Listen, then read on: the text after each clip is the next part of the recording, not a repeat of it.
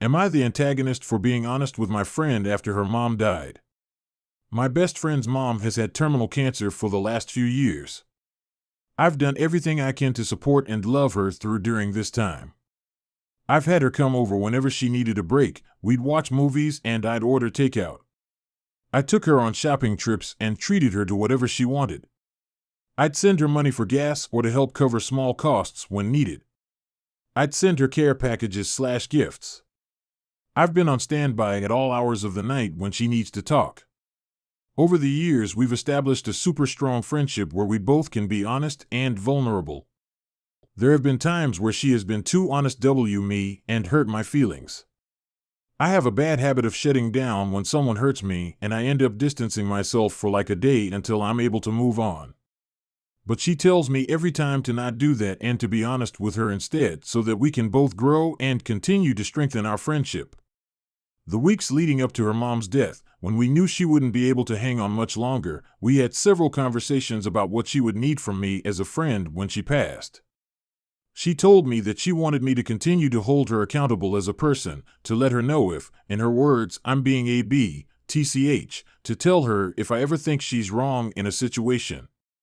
She told me to make sure she didn't harden or go cold, or spiral and lose herself in the grief and depression. So a week and a bit after her mom had passed, we were talking about something random and she said something that really hurt me. I tried to let it go, but after a couple days I was still hurt. So I messaged her and made it a point to mention that I wasn't upset at all, that we were completely okay, that I loved her no matter what, but that what she had said hurt me and that I just wanted to let her know going forward that I didn't like how she had spoken to me. Her response was incredibly cold and harsh, and she told me that she couldn't believe I was just like everyone else expecting too much from her when she's going through what she's going through.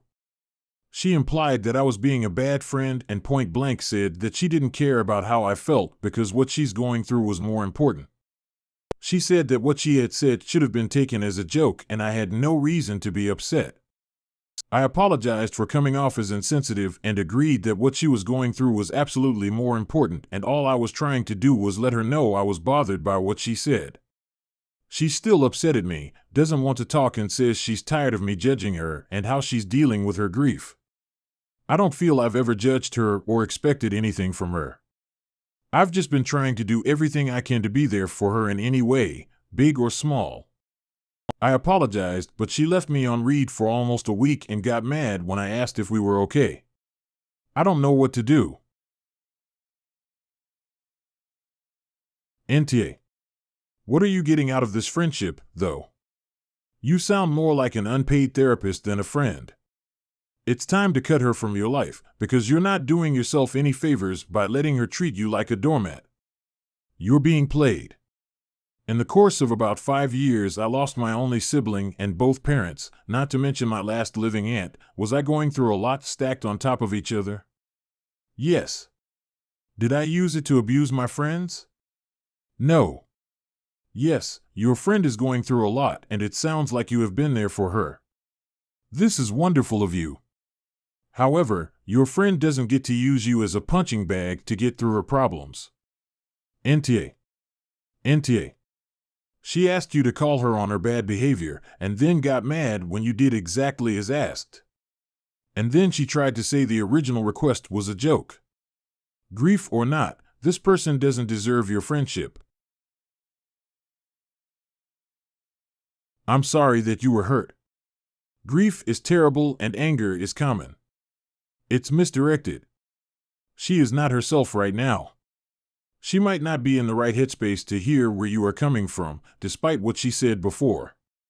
That being said, you don't need to be a punching bag either.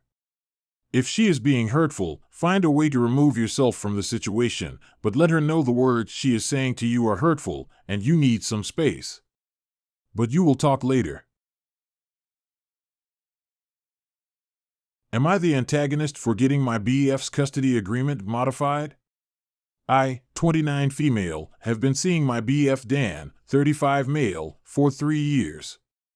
He has a daughter, Wendy, 12 female, with his ex-wife Jill, 31 female. They have had 50-50 custody of Wendy. I do not live with Dan, but I do stay over often.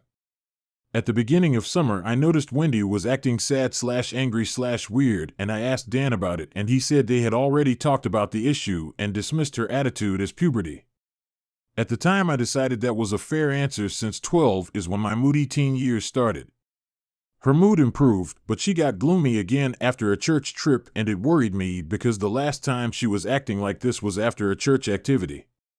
I mentioned this to Dan, and he dismissed it again, blaming it on puberty, so I took her out for a girls' trip hoping to get to the bottom of everything. She had a good time, and near the end she asked if she could talk to her about something and asked if it could be kept a secret. She told me that last month at her church activity, to be able to participate in her church trip, she had to have a one-on-one interview with her bishop, and he asked questions that made her uncomfortable. She said he told her dad, but he said that those kind of interviews are normal. She said that even though she had a good time at the church trip, it reminded her of the interview she had to do, and it made her sad that she would have to go through with it every time there was a temple trip. I asked her if she would rather just not go on the trips, and she said her dad said she had to go on them. I asked how her mom felt about it, because it seemed out of character for Jill to be okay with this, but Wendy said her dad told her not to tell her mom. I told her that if the interview made her so uncomfortable that it made her feel weird a whole month later, she needed to tell her mom about it. She asked if I could be the one to tell Jill since she told her dad she wouldn't tell. I called Jill after I dropped off Wendy and told her about everything I wrote here. She said she would take care of it, and everything seemed fine until last month when Jill told Dan she was taking him to court to modify their custody agreement. I guess part of their original agreement was that Wendy could choose if she went to church/church activities and that he had to accompany her every time Age went.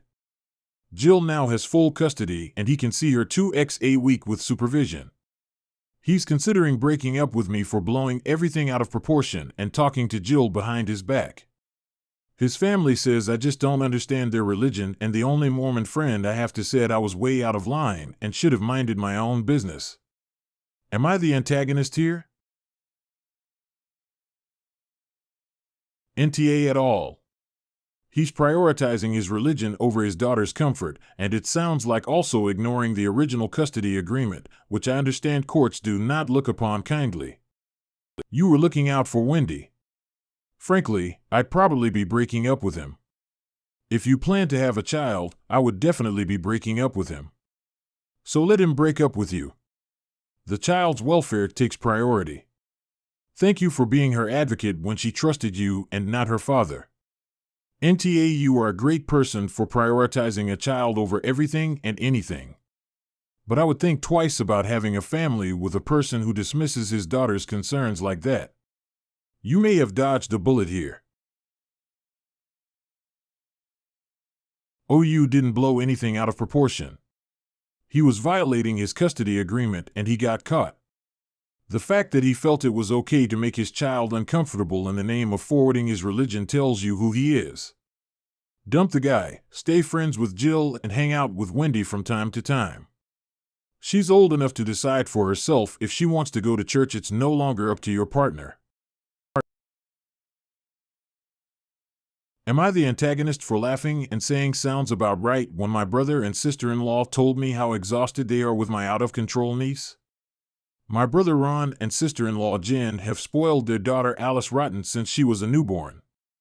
Since Alice was a toddler, everyone in the family has told Ron and Jen they need to teach Alice boundaries, but they insist they're the ones in charge of Alice. I often babysat Alice when she was young. I would tell Ron and Jen that Alice was not behaving, and they would respond by shaming me for not getting Alice exactly what she wanted or pushing her so hard because I told her to pick up the toys she threw on the floor. Note, Alice was 7 when this happened. Eventually, I refused to babysit Alice and they insist I was being a bad aunt because I was expecting so many adult things from a baby. Ron and Jen did all of Alice's homework and class projects for her. They frantically called me one night because the math tutor canceled and Alice's homework had a pre-calculus question that they weren't sure how to do the work for. I sent them the work for it that one time, but after that, I would refuse to. Alice is now 17 and completely out of control. She screams, curses, and flips off her parents until she gets her own way. She is unlicensed and dented Ron's car several times when stealing it for joyrides. She has stolen both Ron and Jen's wallets for shopping sprees. They have caught Alice partying, drinking, vaping, and sneaking out to boys' houses. She has gotten even worse since her junior year. Ron and Jen still do her projects or pay others to do them, but the material is now too specific for Ron and Jen to understand without class notes, which Alice isn't taking for them. Alice did not pass her junior year, and she is angry because now all her friends are doing senior things that she can't join in on. Ron and Jen called me the other night to tell me how exhausted they were because Alice was illegally driving again and they had to beg an officer not to send Alice to juvie. They talked about how wild all teens are and they're not sure where their sweet little girl went. I thought that last part was a joke and a laugh slipped out before I could stop myself. Ron got angry and asked what I thought was funny. I apologized for laughing, but I responded that Alice's behavior sounded about right because did they expect Alice to just magically become responsible and well-behaved when they have always rewarded her bad behavior? Ron and Jen started to yell at me, but I hung up. Many of my friends and family members said Ron and Jen are only angry because they didn't like hearing the truth. But most of the family is saying I have no idea how hard it is to be a parent, much less have a child like Alice. And even though the laugh slipped, I was cruel to respond to Ron and Jen that way knowing how exhausted they are. Now I'm conflicted about if I was being a dick to my exhausted brother and sister-in-law. Am I the antagonist? NTA. Why would you lie to family to make them feel better about their mistakes? Until they are willing to admit their mistake, they'll just have a bad child. NTA. And yes, parenting is indeed hard, but yet most people seem to manage to not raise kids with zero respect who are literal criminals, joyriding, stealing. Todd. My nephew is going the same way. It's hard to watch, and my sister gets so mad at me when she says things like I don't know why he acts like this and I respond that she rewards it. Or giggle. Thing is, he's awesome when he's around just me or my daughter. Really smart, really cute, actually listens and doesn't demand things. It's amazing the difference. It's a tragedy waiting to happen. They deserve the laugh. Alice is going to end up in jail at this point, probably no matter what her parents do. They've ruined her. I feel sorry for her because she might have been a good kid with a quality upbringing. Instead, they raised a monster. They deserve more derision than you just laughing. Am I the antagonist for making things uncomfortable for someone at the gym? For context, I, 19 female, go to the gym regularly and because of my job and school I have a very limited schedule and I always go during the same hours, which works great because at this time the gym is almost empty. This Monday I noticed a new guy, 30s, maybe 40s M. I don't usually pay attention to other people, but I saw him because he was in an area that I have to walk through in order to get to the treadmills. I choose my treadmill and start doing my thing. Not even 5 minutes later he started using the treadmill right next to mine, which wouldn't be weird, except all the other treadmills were empty, around 15. It made me a bit uncomfortable, but I ignored it, finished my hour and left. The next day, exact same thing happens, but this time he greets me. I politely smiled and said hello back, finished my hour and left. Third day, same thing. He is doing other stuff. I arrive, he follows me to the treadmills, picks the one next to me and greets me. This time I said hello back, grabbed my stuff and changed treadmills so I can be far from him. He stayed there for 5 to 10 minutes before going away. I thought that was the end, but then he came back with one of the employees. They asked me to remove my headphones, and he started telling the employee that I was making him feel uncomfortable and unwelcome. I don't know what he told them, but I explained my side, and the employee told him that people usually want space while working out. It went back and forth between them, and the man left. The employee apologized for the inconvenience and left. Fourth day arrives, and when I get to the gym, that same employee greeted me and asked me if that was the only time I could go to the gym, explained that the man kept complaining about how rude I was and it could all be avoided if we picked different hours. I can't do that because this is the only free time I have. I didn't think I was doing anything wrong, but now I'm thinking that I should have told the man that I would appreciate space before changing treadmills and making things weird for everyone. Edit: I said this in a comment, but I'll add it here because it might be relevant. I did think he was a creep, but when the employee talked to me, it made me second guess everything. He was very respectful and polite, the employee, but telling me that I should consider going in a different schedule made me think that I could have handled this differently, and I was in the wrong. I'll ask to talk to a supervisor on Monday. Edit 2. A lot of people are telling me to go straight to corporate, but there's not a corporate. This isn't a huge chain gym, it's just a local gym in my somewhat small city in Colombia. NTA: It's unspoken gym etiquette to not go on the machines right next to a stranger if there are plenty of other ones free. It sounds like he was just being a creep and got annoyed that you were moving away from him. So let me get this straight. A man that I do not know is following me around and making me uncomfortable, and because I am not interested in making nice with him or flirting with him, I'm the bad guy for making him feel uncomfortable. Do you not see how this makes this gym look like a haven for sexual predators? NTA: Seek this guy's boss. NTA: Time to move up the chain of command and raise a big stink about this. Big stink. Huge. You did not make things weird for anyone, he did. I don't see that you did anything wrong. There is no rule that you have to talk to people. He approached you first. He followed you after you chose the treadmill. Furthermore, he gets but hurt and complains. You are the one who has been going there the longest, but the staff asked you to change your time? Nope. No, not happening. He should be asked to change when he comes to the gym, plus he should be reminded that people are there to unwind and exercise, not to hit on others and chit-chat.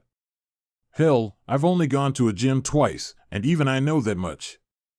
You need to have a discussion with the manager and explain his behavior and why it caused you to move away from him first. If they have decent leadership, they will ask him to change his attendance time. Seems a massive blow out of the situation from the gym staff for something so small. They would have had CCTV to see what happened rather than just taking his word for it, surely? Am I the antagonist for not caring what my husband thinks about my body? I am currently 6 months pregnant with our second child. Before our 1-year-old, I had several losses, one early and several a bit later. I've had to go on medicine for both pregnancies. Anyways, to make a long story short, my husband messages me tonight telling me he isn't physically attracted to me and hasn't been for years. My husband has constantly compared me to other women, to my face, and one of them is currently our coworker. He has done this when I lost a ton of weight, and it has continued through both pregnancies. So I am completely numb to his insults, and after years of hearing everything wrong with my appearance, when he sent me this tonight, he got very upset when I told him that I wasn't bothered by his opinion of me. He goes on to say that it's wrong of me not to care, and can I just not understand how he looks at our coworker and gets immensely depressed because of what he has. Am I the asshole for telling him I don't care anymore about his opinion of me? Am I perfect? Absolutely not. But it just truly doesn't bother me anymore. NTA: Stop having children with this man and leave him. Can you imagine the body issues your daughters are going to have listening to their father say this shit to their mother?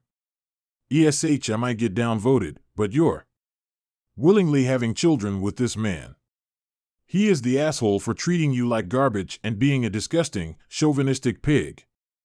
He is disgusting and treats you like shit. I mean, that should be enough to leave, which brings me to you. You're the asshole for choosing to raise children with this man. You're going to bring kids up with this person? This person who will at least have visitation and a chance to completely fuck up their view on women? Why? Why in the fuck would you do that? Your little boy or little girl or little babe, whatever they may be, will be permanently affected by your disgusting husband's views. If he tells you this bullshit to your face, what do you think he'd say to a kid? Leave him immediately and try for full custody. Get therapy and do right by your kids. This is completely unacceptable and not just about you anymore. Your husband is the obvious What he has? WTF? What are you, one of his belongings? He talks about you like your cattle. You are not a thing that he has. You're supposed to be his life partner. A person he loves. Everything about this man and the way he speaks to you and treats you is horrifying. But that's why you're also an WTH are you doing actively trying to have children with a man who you say has spent years telling you that you are unattractive, criticizing your appearance, telling you that he isn't attracted to you, and comparing you negatively to other women? It's bad enough that you have chosen to stay in a relationship with this man at all, who clearly has no respect for you whatsoever and doesn't even like you, much less love you. But you not only had one child with him, which might be understandable as an accident, but have stayed with him through repeated pregnancies, losses, which I'm going to hazard a guess he was not kind about, and just keep having sex with this man who treats you like the dirt on the bottom of his shoe, and persistently and knowingly working towards bringing more children into this nightmare of a relationship. You're an because you already have one child who is watching you be treated like garbage and learning that this is what love is, this is what relationships are, that it's okay for a man to tell his wife that she is ugly and unattractive, and that she should feel bad about it because he should have better. Like you are some sort of toy that he wants to upgrade. And now you're going to bring another child into the world to be taught this nonsense? You can stay and not care all you want. You can be a victim of his abuse and choose to pretend that you aren't if that's how you cope.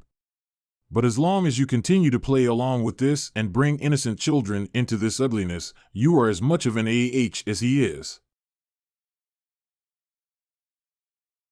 I am extremely concerned you even posted this question, as it's obvious your husband is completely out of line, and it seems like you have been dealing with his verbal abuse for a long time. You deserve so much better, and I do worry it could escalate or be directed towards your children. Why would you stay with someone like that? You need to leave, or you're gonna wake up one day with the proof he's been cheating on you for years. Am I the antagonist for not paying for pizzas I said I would? I, 25 female, don't like pineapple. It makes my mouth itch. I'm not sure if it's an allergy since it seems to happen to quite a few other people I know as well, and I don't like the flavor, so I tend to stay away from it. Naturally, this means I'm in the no pineapples on pizza camp where even picking it off isn't an option for me. Of course, this has led to ridicule from friends and family alike, and I like to believe I'm a good sport about it. Always gentle ribbing and banter, even though I genuinely cannot eat it, though there are a few in my circle that seem to think it's all in my head and I just haven't had a good Hawaiian yet. One such person is Bob, 27 male, who I met in uni and have been friends with for about 6 years. Somehow, Bob and I have never been in a situation where I have had to decline eating pineapples, so he's never been in a position to force that on me until tonight. Bob and his partner Jamie, 28 male, threw a party to celebrate their anniversary. Their get-together story involves quite a bit of our friend group, and we were all responsible for at least one thing. I volunteered to pay for the pizzas, 3 large, since I was at work all day and couldn't help with anything else. We all agreed on cheese, since it was the safest bet for everyone, and I arrived at their house thinking that the agreement stood. Graciously, Jamie let me use his bathroom so I could clean up after work, and when I came out, the delivery person was in the entryway with the 3 pies, a smug-looking Bob, 2 of our mutual friends, and a nervous-looking Jamie. The delivery person handed me the receipt while telling me the total, and I realized that Bob had ordered 3 large Hawaiian pizzas. Then he said, "Can't run away from it now. I promise you'll love it." I argued that I genuinely couldn't eat the pizza and I wouldn't be paying for them if this is just some attempt to force me to eat it. One of our friends called me dramatic, while the other played mediator with Jamie. Then, Bob said that if I wasn't going to pay for the pizzas then I could leave, so I left. Jamie texted later to apologize, but a few of our friends are saying that I'm the asshole for ditching my responsibilities and that it was fine because there were other foods. People are generally pretty torn on the situation, so Reddit. Am I the antagonist? Update. Hearing though the grapevine that this has caused an argument between Bob and Jamie, and now even more of my friends are saying I'm an asshole and should apologize. NTA, it is just rude to get all the pizza the same, particularly when they are doing it just to pick on someone. NTA, the level of entitlement that it takes to use someone else's money to order food they freaking hate to make your point. It's pineapple FFS. Why do people take it personally? NTA, you all agreed on choosing cheese pizza, that was the agreement. Bob knew you wouldn't eat it and deliberately ordered it to trick you into having to eat it. What if you were vegetarian and he did the same with meat pizzas instead?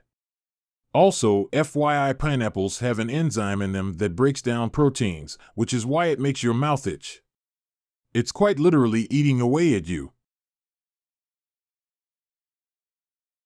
It sounds like an allergy, which needs to be taken seriously, and the whole, it's only because you've never had a good Hawaiian pizza is an ignorant statement in regards to an allergy. If someone had a peanut allergy that required an EpiPen, he wouldn't say, it's only because you've not had good peanut butter. He's an idiot.